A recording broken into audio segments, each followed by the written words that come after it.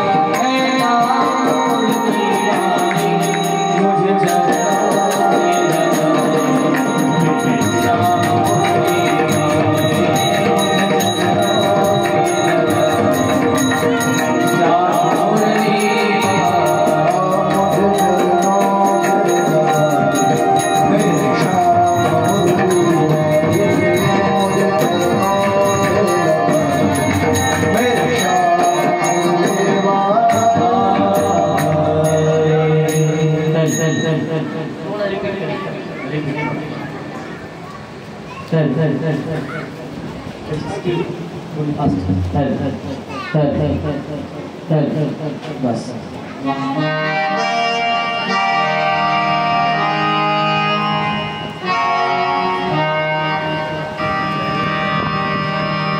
श्री कृष्ण गोविंद हरे मुरारी हे नाथ नारायण वासुदेव कृष्ण गोविंद हरे मुरारी हे नाथ नारायण वासुदेव विक्रमार्क स्वामी सखा हमारे विक्रमार्क स्वामी सखा हमारे हे नाथ नारायण वासुदेव श्री कृष्ण गोविंद हरे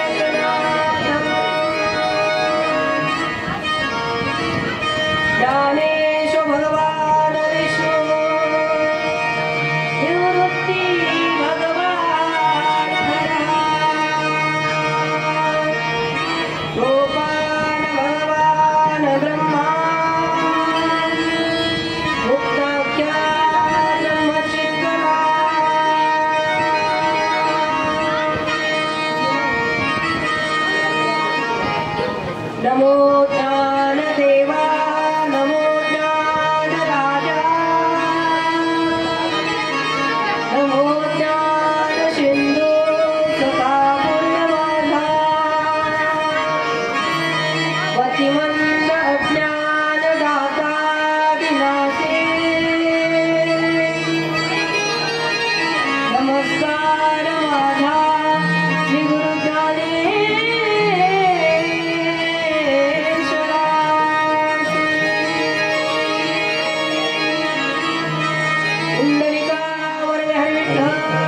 श्री ज्ञानदेव तुकाराम नाथ भगवान की जय, सुर महाराज की जय, जगद्गुरु तुकाराम महाराज की जय, गोपाल कृष्ण भगवान की जय।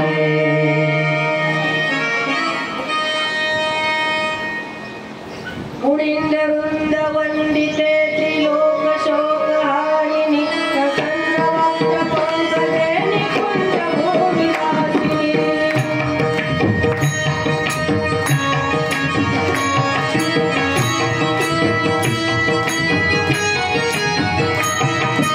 वदेन्द्र भानुनंदिनी वदेन्द्र सुमुखंगते सदा धरिष्यति अहं सुभागता प्रभाजम्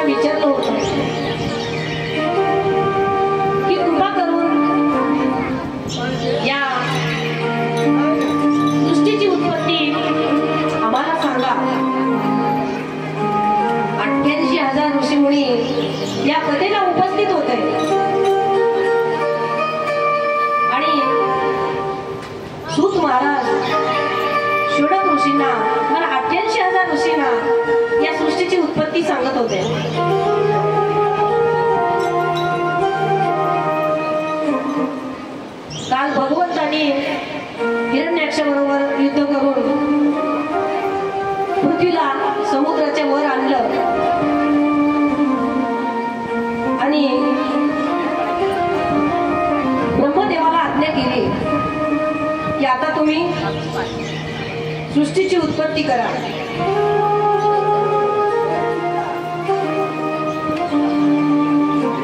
ब्रह्मदेवानी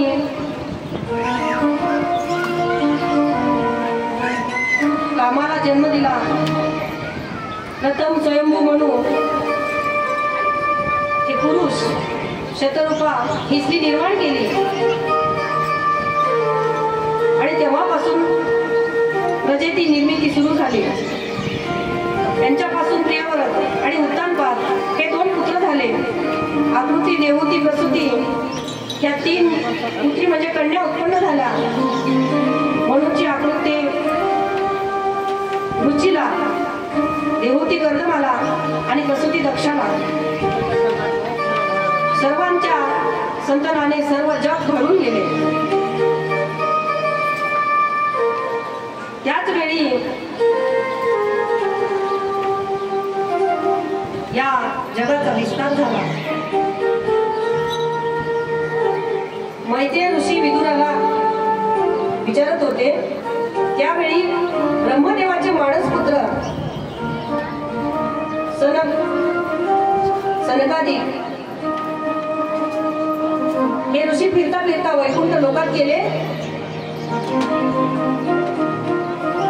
आणि वैकुंठ धामाचे 6 महिने प्रवेशद्वारात राहिले. प्रवेशद्वार ओलांडून कोणालाही आत जाऊ द्यायचं नाही. द्वारपाल म्हणून भगवंताच्या दारात राहिले.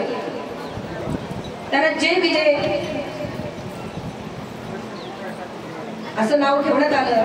सनक सनंदन हे 4 वर्षी तिथे गेल्याच्या नंतर त्यांनी त्यांना अडवलं की आम्ही आत जाऊ देणार नाही. एक वेळ त्यांनी लक्ष्मीला सुद्धा अडवलं होतं आणि आई साहेबांनीही त्यांना शाप दिला होता.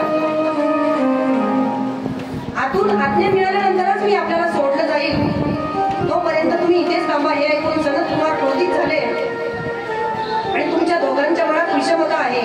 भेदबुद्धीमुळे तुम्ही काम करत लोक अशा राक्षसांच्या योनीत जन्म घ्याल. तुम्हाला दैत्यकुळामध्ये 3 वेळा जन्म घ्यावा लागेल. सनत कुमारांनी वैकुंठात क्रोध करण्याचे काम केले म्हणून सनकादिकांना आत प्रवेश मिळाला नाही.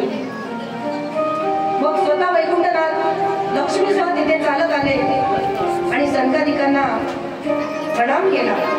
हे जे विजय आहेत हे भगवंताचे पार्षद होते, पण त्यांनी कुमार सनंदन व सनातन या सनकादिक ऋषींची अवज्ञा केल्यामुळे जो दंड त्यांना मिळाला, त्यामुळे त्यांना हिरण्याक्ष आणि हिरण्यकश्यपू राक्षसी योनीत जन्म मिळाला.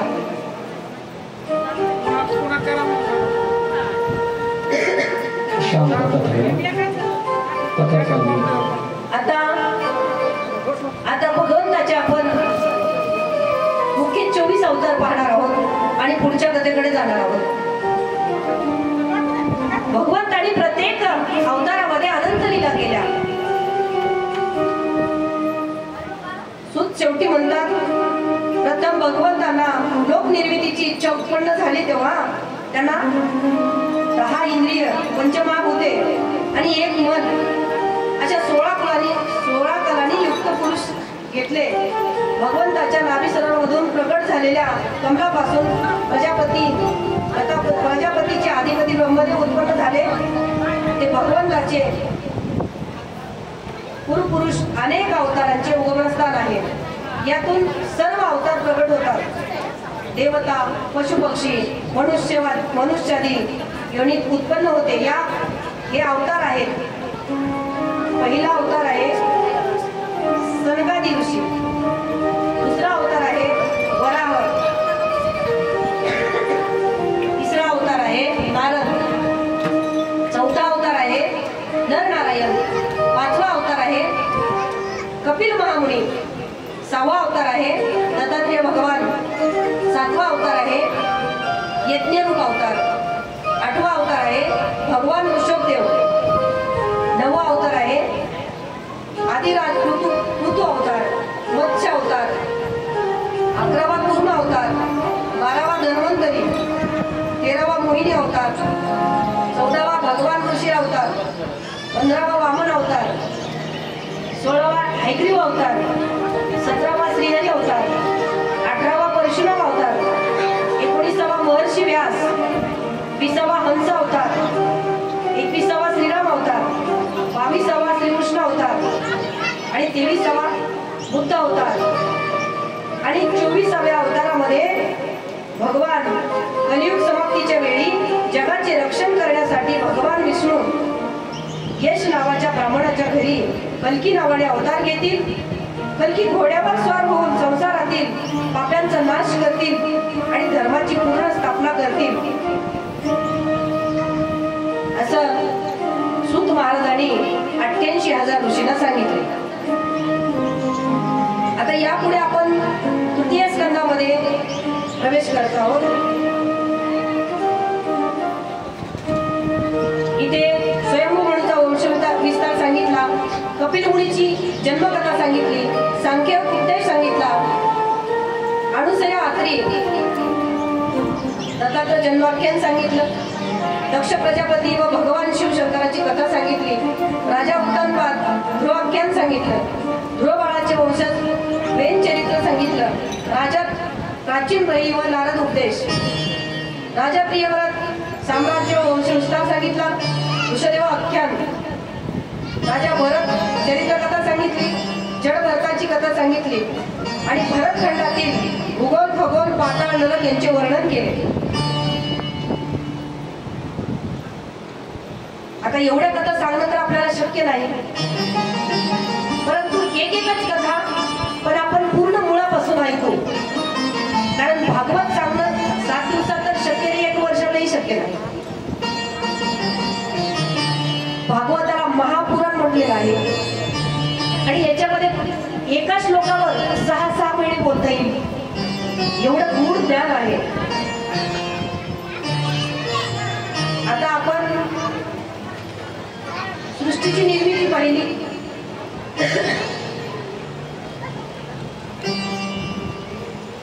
कपिल मुनी देवहूतीच्या पोटी जन्म घेऊन सांख्यशास्त्राचा उपदेश करतात की हे आई, हे जग सगळं मायावी जग आहे आणि या जगातील जेवढे काही जीव भगवंतांनी उत्पन्न केलेत ना, हे सर्वच जीव भगवंताचा अंश आहे. गोपाल कृष्ण भगवान की जय. आले ना सगळे? चला, या धर्म मंडपातील उपस्थित धर्मधन परायण हरिभक्त आणि आपल्या अंतःकरणात भगवान कृष्णाची भेटीची लालसा घेऊन आलेले सर्वच श्रोते मायबाप, गायक वादक, गुरुजन मंडळी,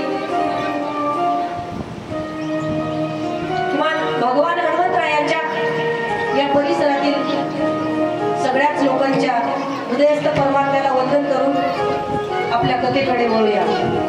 राधे राधे गोविंद गोविंद राधे राधे राधे गोविंद गोविंद राधे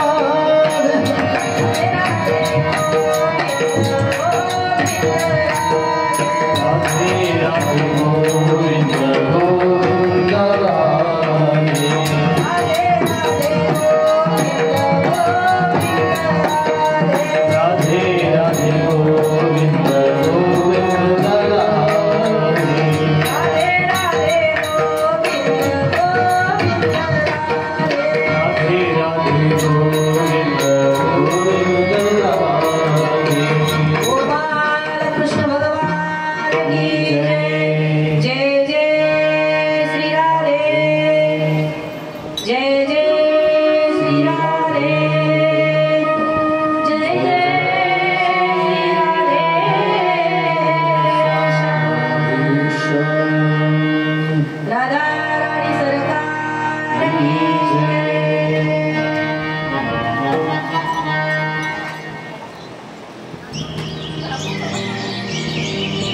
स्कंदामध्ये विदुराणी विचारल्यानंतर महती ऋषी सांगतात, ब्रह्मदेवाने ब्रह्मज्ञानामध्ये श्रेष्ठ असणाऱ्या आत्रीला संतती उत्पन्न करण्याची आज्ञा केली.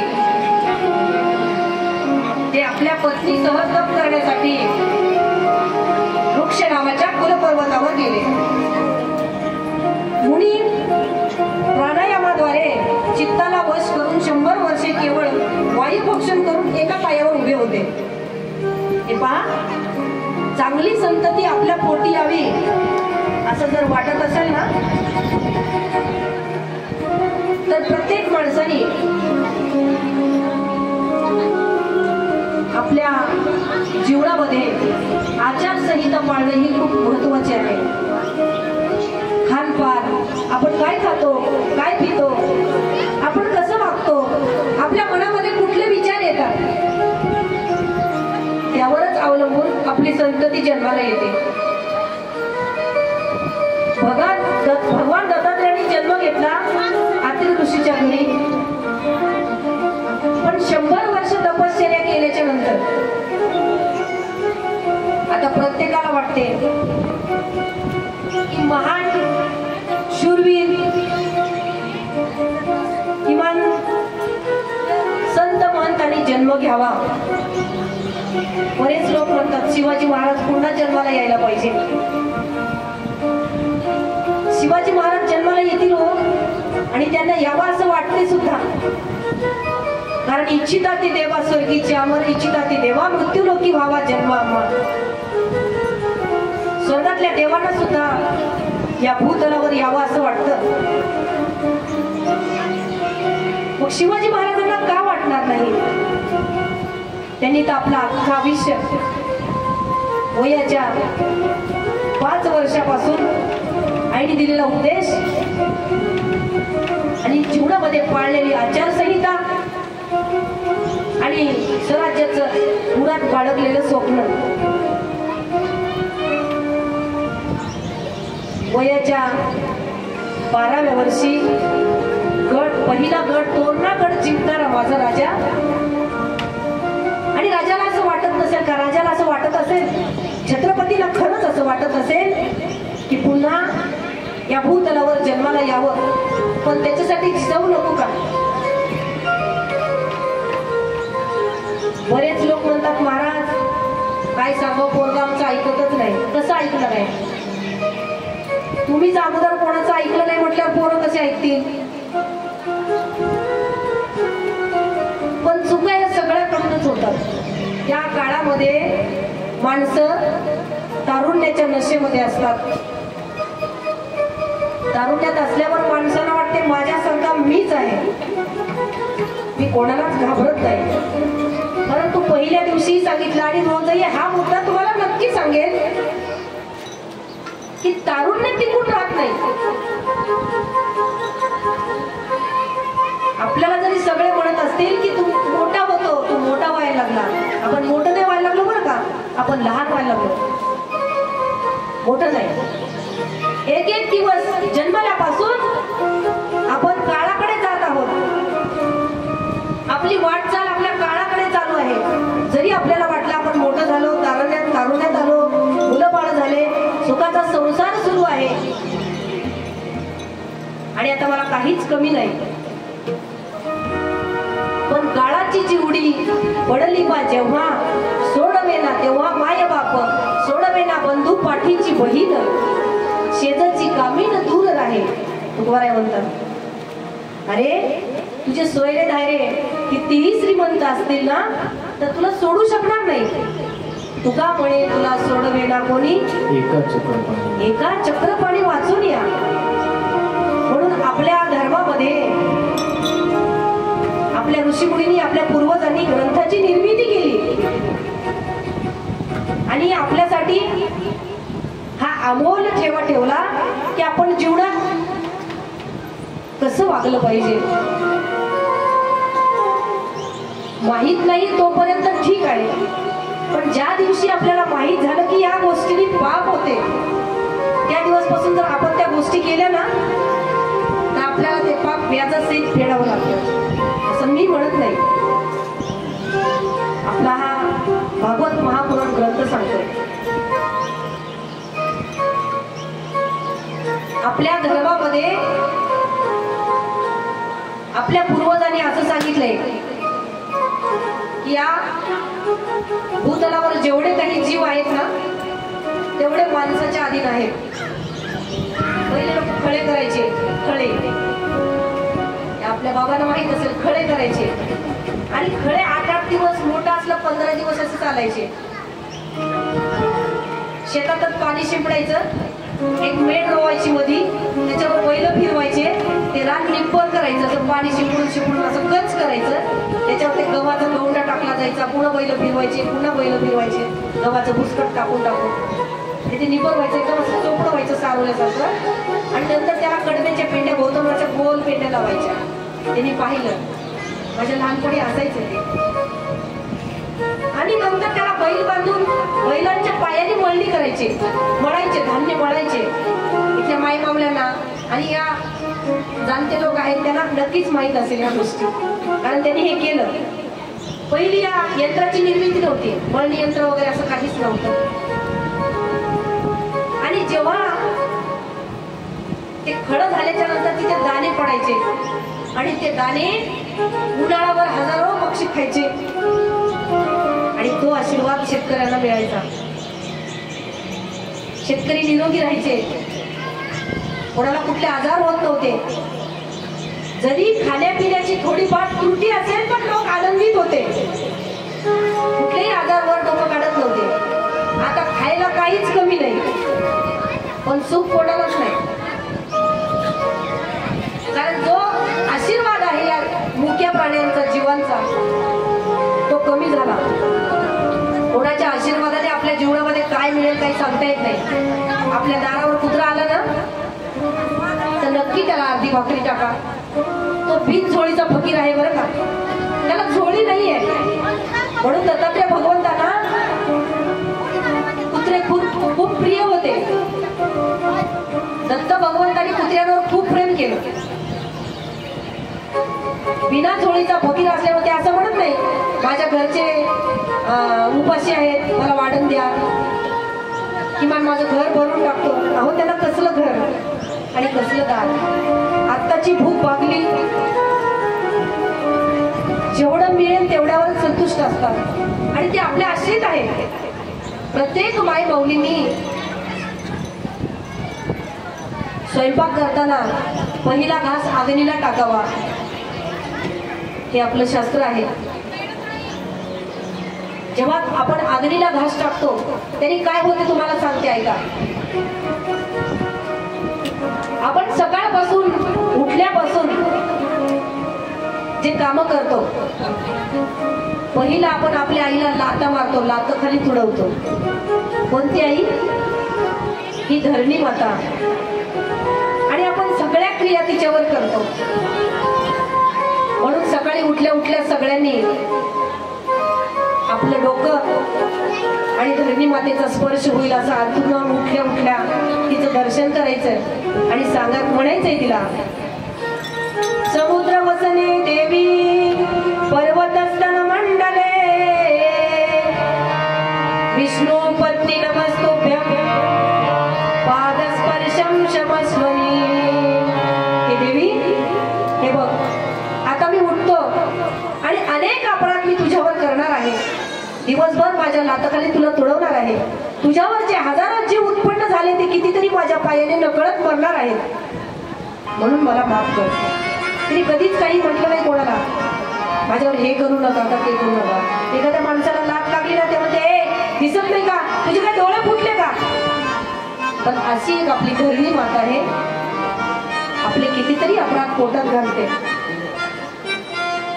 म्हणून सकाळी उठल्यानंतर प्रत्येकाने या धरणी मातेचं दर्शन घ्यायचंय, कारण तिचं पोट फोडून आपण अन्न पिकवतो आणि आपला उदरनिर्वाह करतो.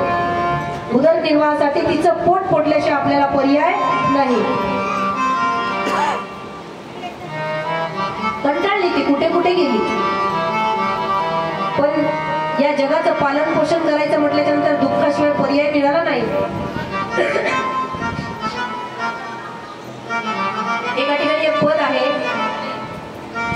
पहिल्यांदा जन्म घेतला गायीच्या पोटी, तिने जन्म घेऊन पाहिला, पण कसा बाली गाय कापली सुतू नाही पोटी. दुसऱ्यांदा जन्म घेतला हरणीच्या पोटी, बारद्यानं बाण मारला सुख नाही कोठी. तिसऱ्यांदा जन्म घेतला दगडाच्या पोटी, वडिलाने दगड फोडला सुख नाही कोठी. मग चौथ्यांदा जन्म घेतला धरणीच्या पोटी आणि शेतकऱ्यानं पोट फोडलं, नांगर खुपसला सुख नाही कोठी. तिला खूप त्रास आहे आपल्यापासून, तरी ती आपले अनंत अपराध पोटात घेते.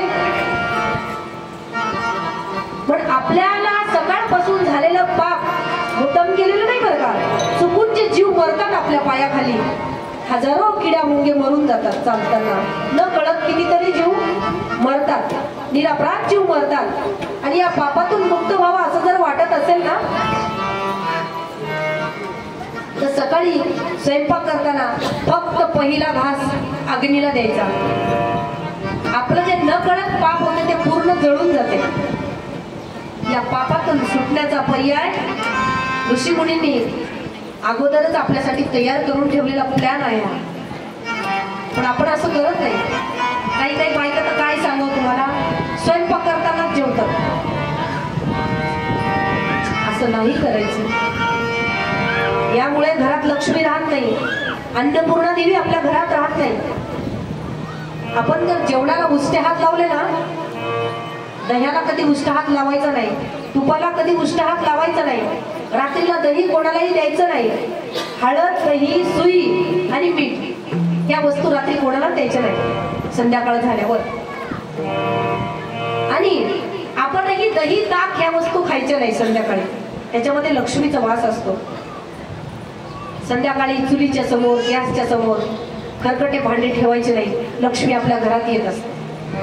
गॅसवर कधी भरके भांडे ताटात भरून ठेवायचे नाही. हे तुम्हाला सांगणं माझं कर्तव्य, तुमच्यासाठी सांगते. ह्या गोष्टी जर पाळल्या ना, तर तुमच्या जीवनामध्ये, घरामध्ये नक्की तुम्हाला आनंद मिळेल. हे काही एवढं अवघड नाही. जर तुम्हाला भांडे घासणं होत नसतील, नुसते धुवून ठेवा आणि बाजूला ठेवून द्या. गॅसवर अजिबात खरकटा ठेवायचं नाही. उष्ट्या हाताने पळीला कधी हात लावायचा नाही, तव्याला हात लावायचा नाही, कढईला हात लावायचा नाही. आणि आपले उष्ट्य ताटं, आपण ज्या ताटात जेवण बनवतो, स्वयंपाक करतो, मोठी परात म्हणतो आपण त्याला, त्या ताटात कधी भरके भांडे धुवून टाकायचे नाही. पोळपाट लाटणं, तवा तुमच्याकडे उलटणं म्हणतात, आमच्याकडे सराटा म्हणतात. पळी हे जे आपण सार्वजनिक जे वापरतो ना जेवण बनवण्यासाठी, हे कधी खरकट्या भांड्यात टाकायचं नाही. एवढं पाळा मला. आपण आपले ताटं धुवून त्याच्यातच टाकतो मोठ्या ताटात आणि नंतर ते पाणी फेकून देतो. ती आपली लक्ष्मी आहे, तिच्यातच आपण जेवण बनवून सगळ्यांना तृप्त करतो. दारात गाय आली तर तिला घास द्या. दारात कुत्रा आलं त्यालाही तुम्ही अर्धी भाकरी टाका. कारण तुमच्या जीवनामध्ये इथे जे काही आहे ते काहीच येणार नाही. हे सगळं आपल्याला इथेच ठेवून जायचंय. किती काटकसरीने वागा, काहीच फायदा नाही. आतापर्यंत कोणी कोणी काय काय केलं हो, हे फक्त देवाने आपल्याला उपभोग घेण्यासाठी दिलेलं आहे. आणि तुमच्या स्वाधीनी हे स्वातंत्र्य केलेलं आहे की तुम्हाला जेवढं पुण्य तुमच्या पदरात पाडून घेता येईल तेवढं नक्की पाडून घेण्याचा प्रयत्न करा. म्हणून दत्तात्रय भगवंतांनी गाय आणि कुत्रा आहे ना त्यांच्या जवळ, ते गायीची आणि कुत्र्याची त्यांना खूप आवड होती आणि त्यांच्या जवळ होते. का? आपल्या लोकांना संदेश दिला त्यांनी की तुम्ही जर या जीवांना जीव लावाल तर जीवनामध्ये कधीच काही कमी पडणार नाही. आपल्याला इथून निघून जायचंय, लक्षात ठेवा. आपण फक्त 2 दिवस आलेलो आहोत. किती काटकसरी संसार करा, नका एखाद्या भिकाऱ्याला, नका एखाद्या साधूला देऊ. काय त्याच्यापासून तुमच्या घरात एक पोतं धान्य वाढणार नाही. उलट तुम्ही जर कोणाला दिलं ना तर त्याच्या आशीर्वादाने तुमच्या जीवनात काय कायापालट होईल हे सांगता येणार नाही. जीवनामध्ये कोणत्या रूपात कोण भेटेल हे मात्र आपण सांगू शकत नाही. कधी कधी देवही आपली परीक्षा घेण्यासाठी येतो बरं का, की तुम्हाला मी एवढं दिलं, तुमच्यात किती उदारता आहे ते मला पाहूच द्या. काही नाही, कोणत्या गोष्टीचा गर्व करू नका. गर्वाचे घर खाली आहे. तुम्ही कोणी जरी असाल, किती श्रीमंत असाल, तर फक्त 4च दिवस आहेत. पुढे काही नाही. पुढे आपल्याला सगळ्यांना निघून जायचे. एक पद आहे दुनियादासाचे, आणि उशीर झाला तरी तर तुम्हाला मी म्हणून दाखवते. मला आवडतं.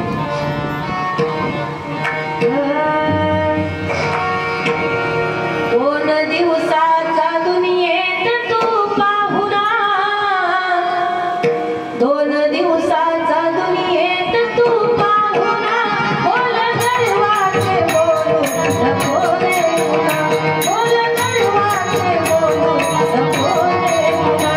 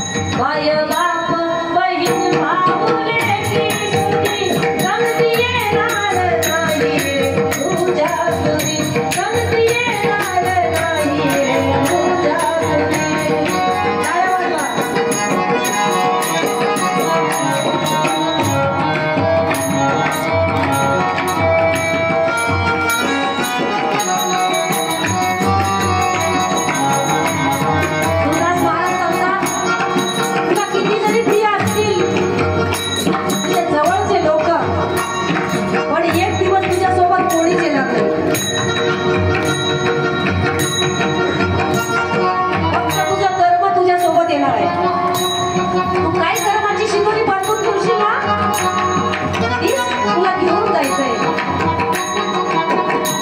उन्हा दिवसाचा दुनियेत तू पाहून बोला गरवाचे बोल बोले बोला गरवाचे बोल बोले.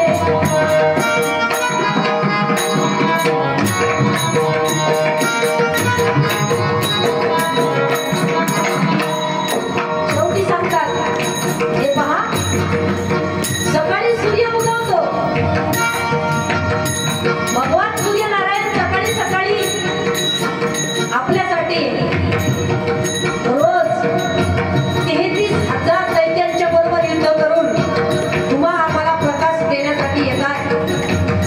हे सांगू शकतो की सकाळचा सूर्य मात्र नक्की संध्याकाळी मावळणार आहे.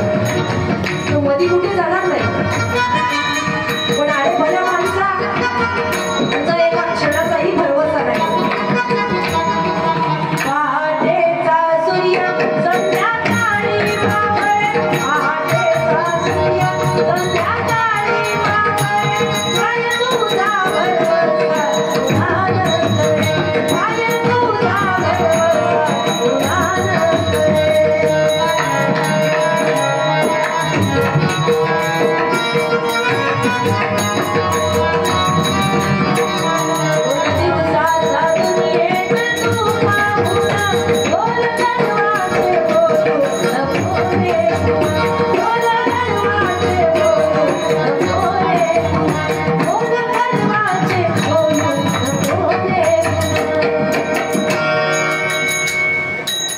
बघा आपल्या संतांनी महंतांनी आपल्याला वेळोवेळी जागरूक केले. सुदास महाराज होऊन गेले आणि त्यांची इतकी गोड पद आहेत. आणि ही देणगी माझ्या वडिलांची आहे. माझे आई बाबा लहानपणी घरात भजन करायचे. आम्हाला सापडता भजन अजिबात माहीत नव्हतं कधी करा. आमच्याकडे तबला पेटी असायची आणि गाडगे महाराजांचे तुकडोजी महाराजांचे भजन म्हणायचे. संपूर्णाचा अजिबात ओलावा नव्हता. पण ज्ञानोबायांची तुकोबारायांची कृपा झाली. तसं आम्ही मूळच त्या प्रांतातलं असल्यामुळे आमच्याकडे काही खंजेरीवर भजनं चालतात, काही तबला पेटीवर चालतात. संपूर्ण अजिबात माझ्या लहानपणी तिकडे अजिबातच नव्हता. कीर्तन सुद्धा गावात तबल्यावर व्हायचे कारण याची काही माहिती नव्हती. परंतु नामस्मरण व्हायचं एवढं मात्र नक्की आहे. ज्ञानोबायांच्या कृपेने 97 साली पहिल्यांदाच मला 1997 ला ज्ञानोबायांनी आळंदीला बोलवलं, माझ्यावर कृपा केली आणि तिथून पुढे मला संप्रदायाची गोडी लागली. तरी मला बरेच दिवस हे जमलं नाही आणि अजूनही एवढं जमत नाही. तरी पण आवड मात्र नक्की आहे आणि ज्ञानोबायांची तुकोबायांची पांडुरंगाची कृपा आहे. म्हणून प्रत्येक माता माऊलींनी, प्रत्येक माणसाने, प्रत्येक बाबांनी, काकांनी, दादांनी हा विचार करा. जर समोर कोणी उपाशी असेल, एक भाकरी असू द्या, अर्धी त्याला द्या आणि अर्धी तुम्ही खा. एक दिवस जर उपाशी राहिलं ना तर आपण काही म्हणत नाही. पण आजचा आशीर्वाद उद्या मिळवता येणार नाही, अजिबात नाही. म्हणून भगवान दत्तात्रेयाच्या वडिलांनी अत्रि ऋषींनी तपश्चर्या केली आणि भगवान दत्तात्रेय भगवान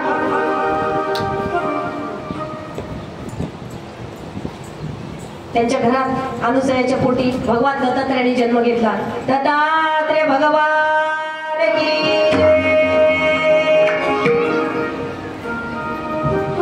आणि या आपल्या संप्रदायाला त्यांनी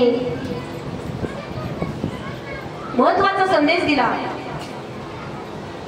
की गुरु कसे करावेत. दत्तात्रेय महाराजांनी 24 गुरु केले हे तर तुम्हाला प्रत्येक महाराज सांगतच असेल. आपण 24 नाही करू शकत. आपण एकाच गुरुची आज्ञा नाही पाळू शकत तर 24 कधी करणार. लोक या सप्त्यात माळ घालतात आणि पुढच्या सप्त्यापर्यंत टिकेल की नाही याची शाश्वती नाही. आणि काय करतो 24 गुरु. गुरु चिवडात नक्कीच करावा. गुरु फक्त माणसालाच करता येतो. बैलांनी कधी गुरु केला नाही, म्हशीनी केला नाही, गायीनी केला नाही. फक्त उभा एकच देह देवाने निर्माण केला, उभा. बाकी सगळे जीव आहेत ना, प्राणी आहेत, ते आडवे बनवले. का बरं आडवे बनवले? एक झाड उभं केलं, ते सजीव आहे, परंतु अचल आहे, परंतु त्याला बोलता सुद्धा येत नाही. अचल आहे आणि अबोल आहे, बोलता येत नाही, चालता येत नाही. बाकी क्रिया सगळ्या चालू आहेत. मोठं होतं, सावली देतं, फळं येतात, पानं गळतात. पुन्हा आला शिशिर संपत, पान गळती सरली, ऋतुराजांची चावल झाडावेळीला लागली. पुन्हा पानं येतात, पुन्हा बहर येतो. हे कार्य नितांत चालू आहे, परंतु चालता बोलता येत नाही. चालता बोलता एकच देह भगवंतांनी निर्माण केला आणि या मनुष्य जातीवर अनंत मोठा उपकार केला. हे बघ, हे तुला स्वातंत्र्य देतो. स्वातंत्र्य दिल्याच्या नंतर या स्वातंत्र्याचं तुला काय करायचंय, त्याच्यामध्ये तुला किती फायदा करून घ्यायचा आहे आणि किती पुण्याची शिदोरी तुला कमवायची ना, ते तू कमव. पुढे दत्तात्रय भगवंताची कथा झाल्यावर दक्ष प्रजापतीची कथा येते. दक्ष प्रजापती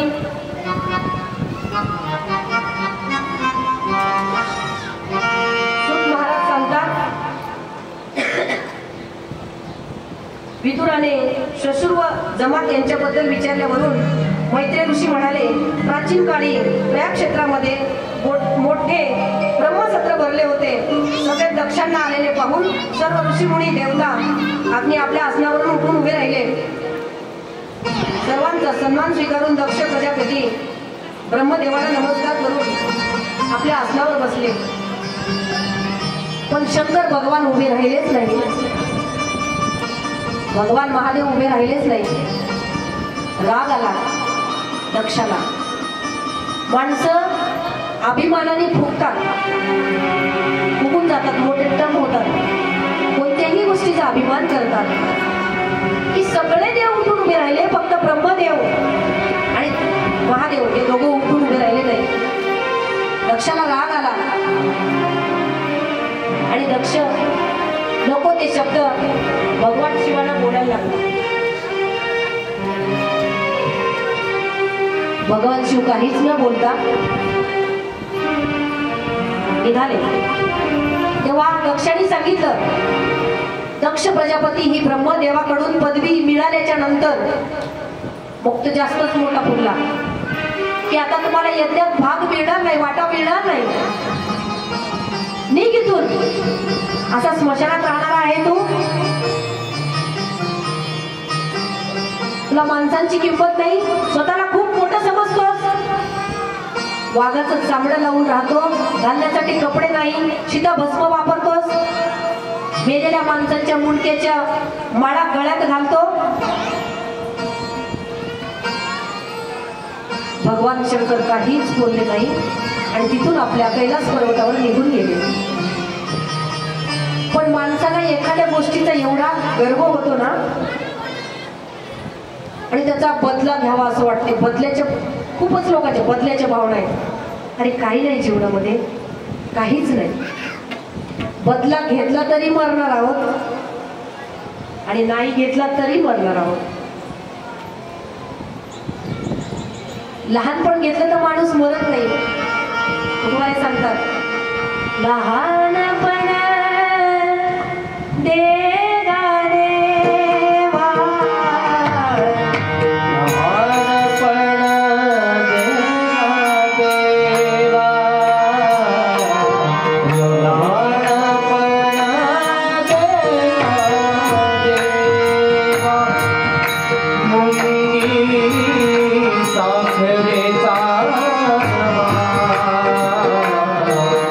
लहान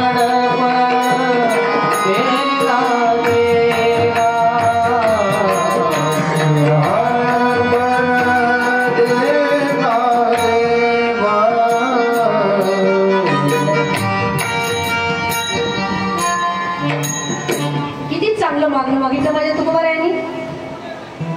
लहानपण देवा. मग लहान झाल्यावर काय होईल?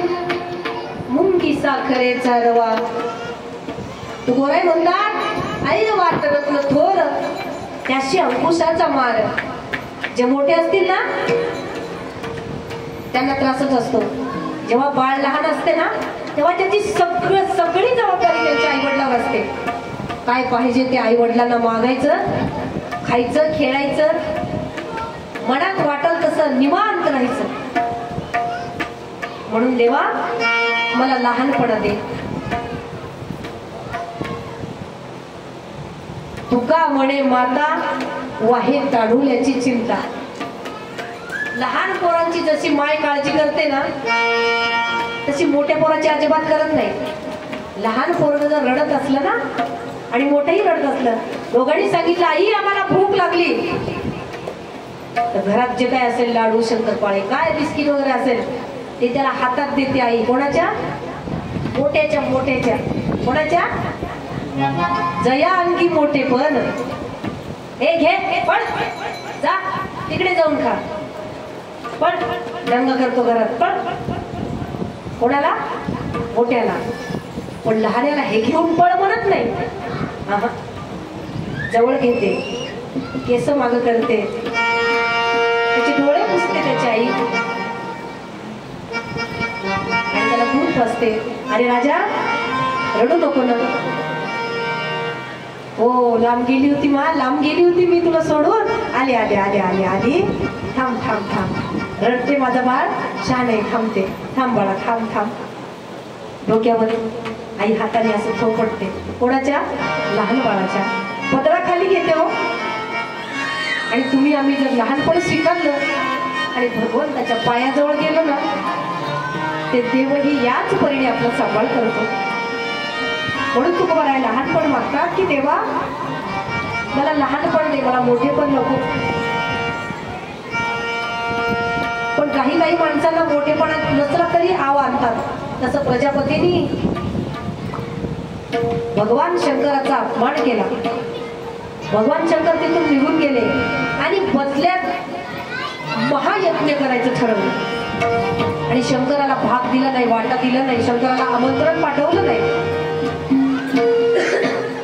भगवान शंकर जाणत होते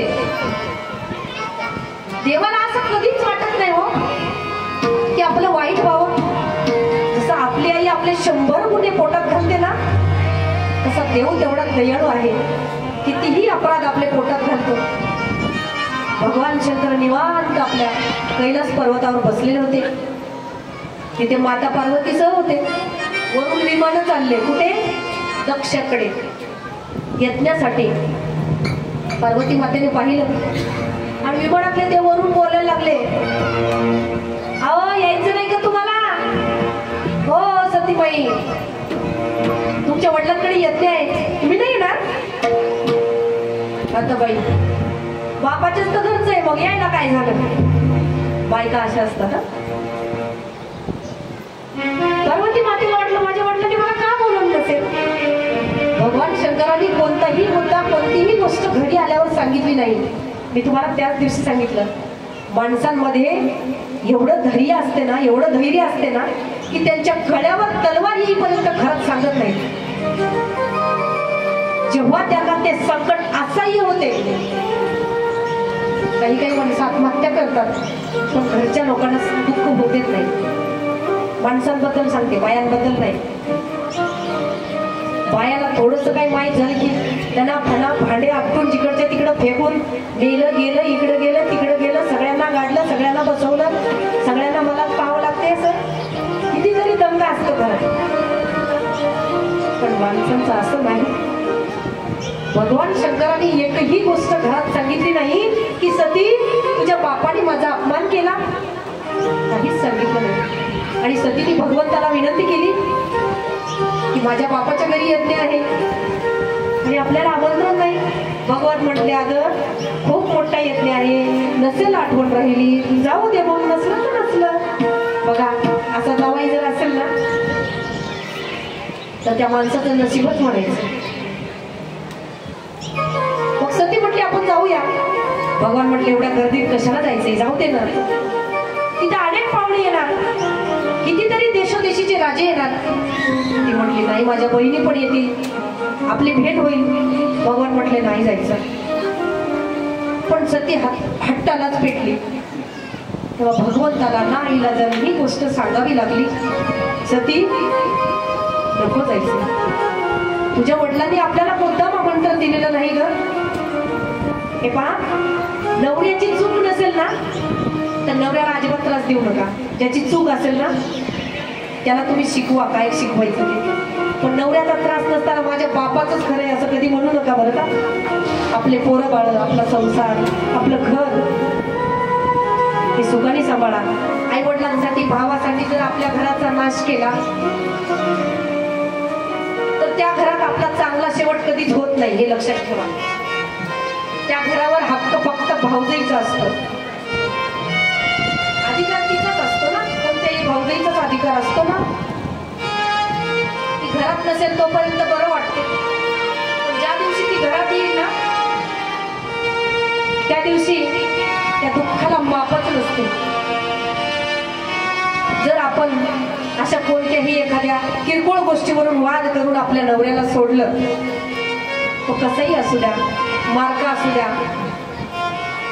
आणखी कसाही असू द्या, पण तो नवरा असतो आणि तो अधिकारच वेगळा असतो. प्रत्येक गोष्ट स्त्री फक्त आपल्या नवऱ्याबरोबर शेअर करू शकते. काही काही गोष्टी आई वडिलांना पण सांगता येत नाही. वयानुसार जर आपण त्यांना काही सांगितलं तर त्यांना दुःख होईल आणि त्या दुःखात जगतील, म्हणून काही गोष्टी आई वडिलांना सुद्धा आपण सांगू शकत नाही. सांगण्यासारख्या असतात पण सांगू शकत नाही. म्हणून नवरा कसाही असो त्याला समजवण्याचा प्रयत्न करा आणि नवऱ्यानेही आपल्या बायकांना समजून घ्या. जर बायको घरात नसेल ना तर तुम्ही हक्काने कोणालाच भाकर मागू शकत नाही, नाही वहिनीला, नाही बहिणीला, फक्त मायला मागू शकता. तर माय किती दिवस पुरणार आहे, आई वडील किती दिवस पुरणार जीवनामध्ये. तसं दक्ष प्रजापतीने सतीला समजवण्याचा प्रयत्न केला, पण सती समजली नाही. तुम्हाला यायचं नसेल तर येऊ नका, पण मी जाणार. फक्त बायकोचा हट्ट म्हटल्यावर नवरा काय करणार. ते म्हटले जा बाई, जायचं तर आता काय करू, पण माझी इच्छा आहे सती तू जाऊ नये.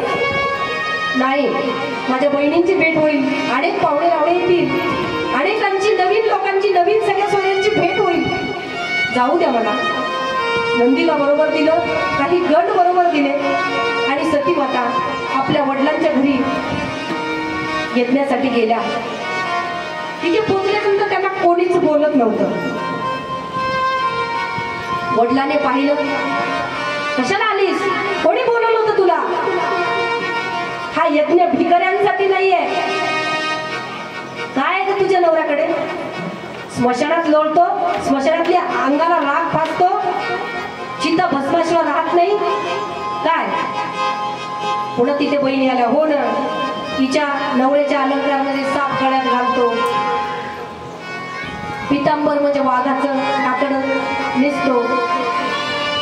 कोणी नीट बोलत नव्हतं. आईकडे पाहिलं, पण दक्षाला घाबरून आई सुद्धा ती आईच आहे.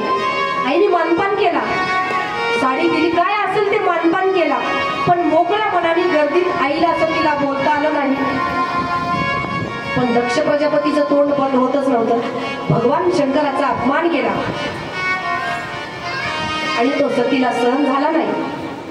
तिने सांगितलं, हे बघ दक्षा, तू माझा बाप आहेस आणि तू माझा स्वामीचा अपमान केलेला आहेस, म्हणून मी गेल्यावर माझे स्वामी म्हणतील दाक्षायणी ये, बस माझ्याजवळ. काय झालं ग, कसं झालं यज्ञ. दाक्षायणी तुझं नाव सुद्धा शिल्लक नाही राहिलं पाहिजे. माझ्या नवऱ्याला तू माझ्या समोर अपमानास्पद बोलला ना, म्हणजे मी कलंकित झाली आणि हा कलंकित देह मी माझ्या बापाला दाखवू शकत नाही. स्वतःच सतीने अग्नी प्रज्वलित केला, स्वतःच पेटून घेतलं त्या यज्ञामध्ये. धाड धाड धाड धाड सती जळायला लागली. नंदी महाराजांना खूप राग आला.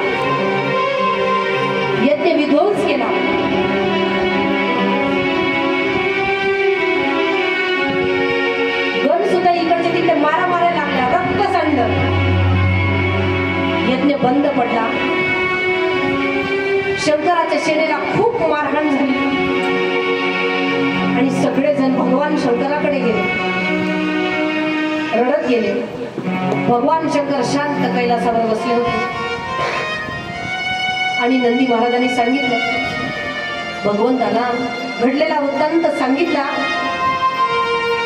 भगवंताला राग आला. भगवंतांनी आपली एक जटा उपटली आणि जमिनीवर आपटली आणि त्याच्यातून वीरभद्र नावाचा एक अंश प्रकट झाला. वीरभद्र भगवान की जय. आणि भगवंताला विचारलं, सांगा, आज्ञा द्या, काय करायचे. मोठाच्या मोठा काल स्वरूप माणूस जन्माला आला, भगवंताचा अवतारच म्हणून काल भैरवासारखा. देवराज शौर्यमान पावन पंकजम लाल यज्ञ सूत्र बिंदू शेखरम कृपाकरम नारदादि योगी वृंद वंदितम दिगंबरम काशिका पुराधीनाथ काल भैरवम भजे.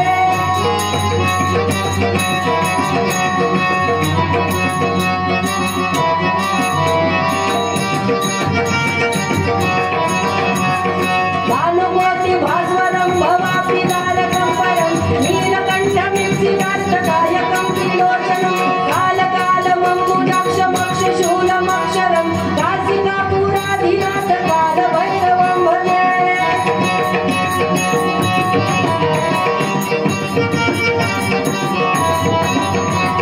शूलटङ्कपाशदण्डपाणिमादिकारणं कामकायमादिदेवमक्षरं निरामयं भीमविक्रमं प्रभुर्विचित्रताण्डवप्रियं काशिकापुराधीनाथ कालभैरवं भजे.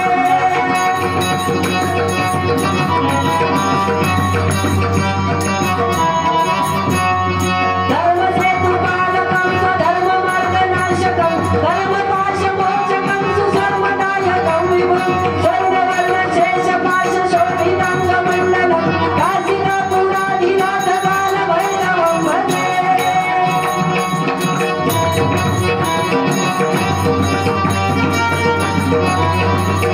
देवराज संयमान पावनं हरिपङ्कजं ज्ञानयज्ञसूत्रबिन्दुशेखरं कृपाकरं नारदादि योगी वृन्दवन्दितं दिगम्बरं काशिकापुराधीनाथ कालभैरवं भजे.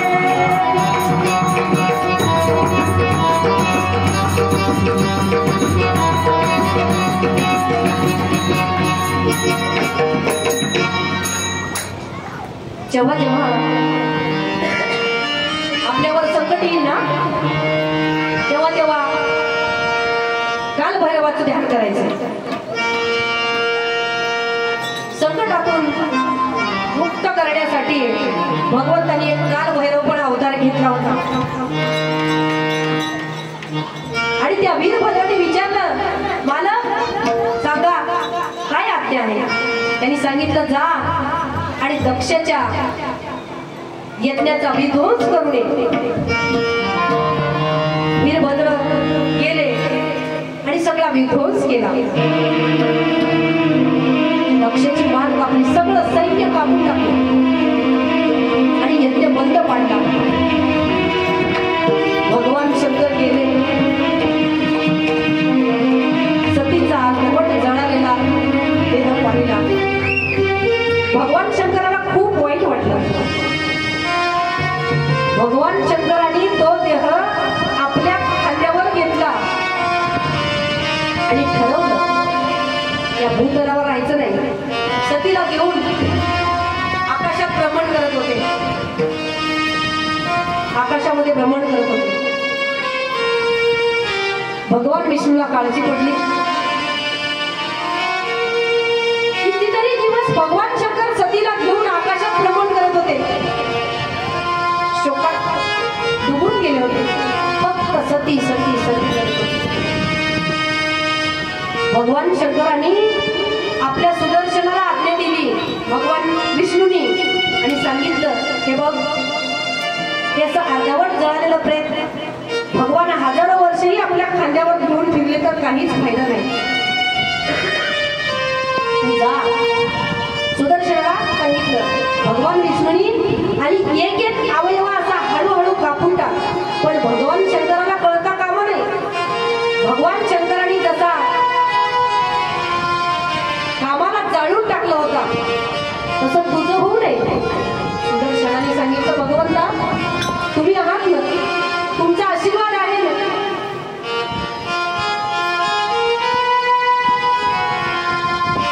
मग सुदर्शन चक्र गेलं आणि भगवान शंकरांना न कळत सतीला घेऊन तांडव करत होते. शुद्धीवर नव्हता देह, खूप तांडव करत होते.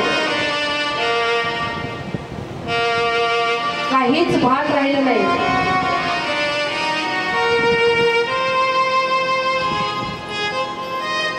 आणि त्या सुदर्शनाने एक एक एक एक भाग कापायला सुरुवात केली. जिथे जो भाग पडला तिथे तिथे शक्तिपीठ तयार झाली. कोल्हापूरला पडलाय, तिथे आसाममध्ये पडलाय, म्हणजे जिथे जिथे कुरुक्षेत्रावर पडला तो कथाभाग खूप मोठा आहे. 108 ठिकाणी सतीचं शरीर, जसं सुदर्शनाने जिथे जिथे तुकडे पडले शरीराचे या भूतलावर 8 शक्तिपीठ तयार झाले. कोल्हापूरला कुंकू पडलं पार्वती मातेचं, तर तिथे कुंकवाला खूप महत्व आहे. आणि शेवटी सतीबाईची जी योनी राहिली होती ती आसाममध्ये त्या गुवाहाटीला पडली. आणि आजही आषाढ महिन्यामध्ये पहिल्या आठवड्यात त्या ब्रह्मपुत्रा नदीला की कामाक्ष देवीला महिन्यातले 4 दिवस, जसा प्रेड पाळी येते आपल्या भाषेमध्ये मासिक पाळी, 4 दिवस त्या ब्रह्मपुत्रा नदीला रक्ताचा पूर असतो, लाल पाण्याचा.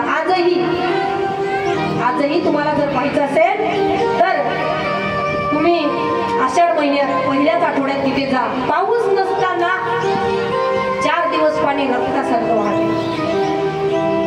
एवढी त्या जगदंबेची महिमा होती. आणि बरेच लोक त्याच्यावर शंका घेतात,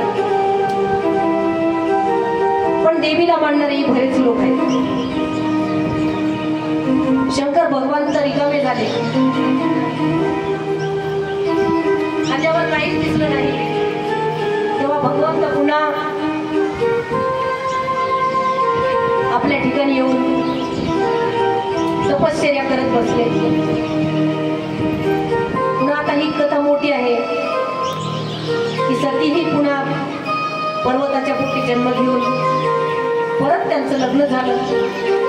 पण जीवनामध्ये असे काही प्रसंग घडूच नाही असं वाटत असेल ना, तर योग्य निर्णय घेण्यास तुम्ही पात्र आहात माय माऊल्या. आता आख्यान आपल्याला पाहिजे. शुक्राचार्य म्हणतात, शुक्राचार्य परीक्षितला सांगतात, विपुल यमुना तटावरून गंगेच्या तीरावर मैत्रेय ऋषीकडे आले. विठुरालाची मैत्रेय ऋषीने गृहबाळाची कथा सांगितली ना, तीच राजा परीक्षिता मी तुला सांगतो.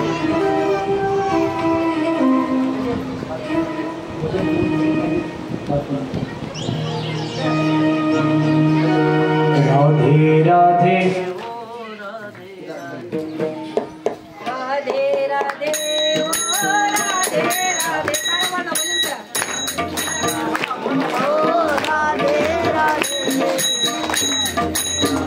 ओ राधे राधे राधे राधे ओ राधे राधे राधे राधे ओ राधे राधे राधे राधे ओ राधे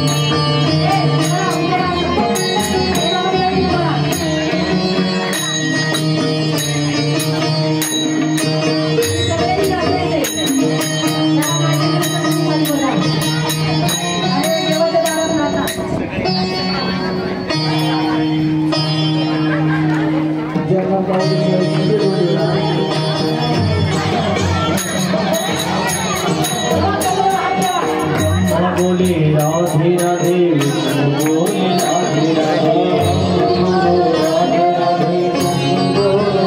सगळे तर बोले राधे राधे बोले राधे राधे गुरु राधे राधे आवाज आई राधे राधे राधे राधे राधे राधे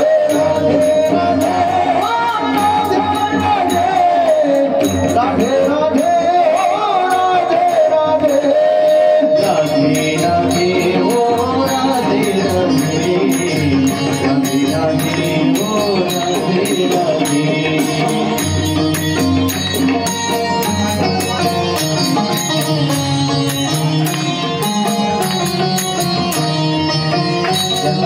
आनंद घेता बाकीच्या खाली बसा ते पाऊली सांगणार नाही त्यांनी खाली बसा